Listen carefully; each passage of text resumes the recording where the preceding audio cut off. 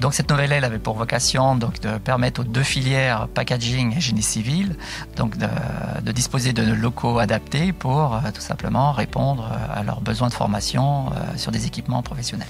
Alors depuis déjà un certain nombre d'années, la région est partenaire de l'enseignement supérieur et de la recherche. Ça fait partie de ses compétences. Et en ce qui concerne l'Université de Savoie, cette université si particulière à taille humaine et au rayonnement à l'international fort, qui colle à la réalité de nos pays de Savoie, la région a toujours été aux côtés du département à parité pour financer les développements de cette université et accompagner son rayonnement.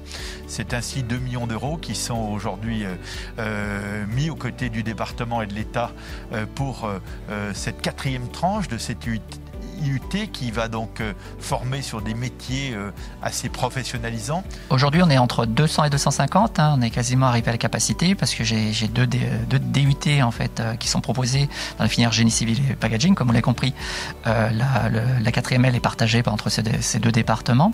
Il y a également des licences professionnelles qui viennent compléter les formations de DUT sur du design, sur l'innovation et sur du bâtiment. Franchement, c'est un très beau projet. On a eu du temps, ça a mis un peu de temps à se réaliser aussi.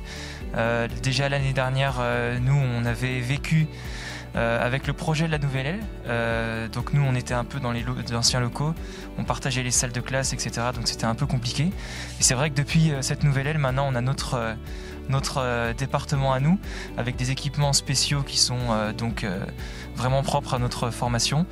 Et donc c'est plus agréable de travailler avec des locaux en plus neufs. Et le département vient de financer 50% de l'extension qui va donner aux étudiantes et aux étudiants, aux enseignantes et aux enseignants de meilleures conditions de travail. On a visité les locaux de technique où on voit les étudiants en situation.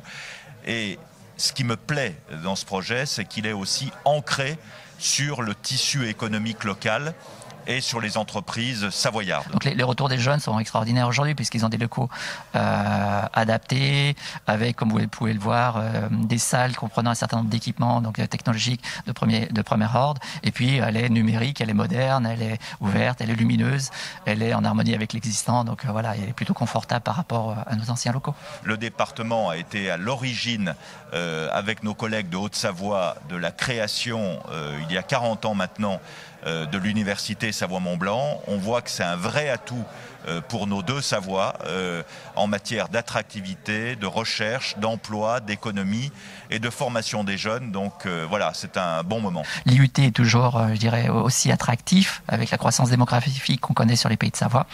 Donc aujourd'hui, il y a 330 places exactement pour 7000 candidatures. Donc voilà, si demain il y a des nouvelles spécialités qui pourraient ouvrir le jour pour répondre également aux besoins des entreprises de former leur cadre intermédiaire ou d'embaucher leurs futurs salariés. Et donc c'est une belle inauguration qui en plus trouve tout son sens dans la période actuelle où finalement apprendre c'est aussi gagner en autonomie et en liberté, et ça la République y est inexorablement, terriblement attachée.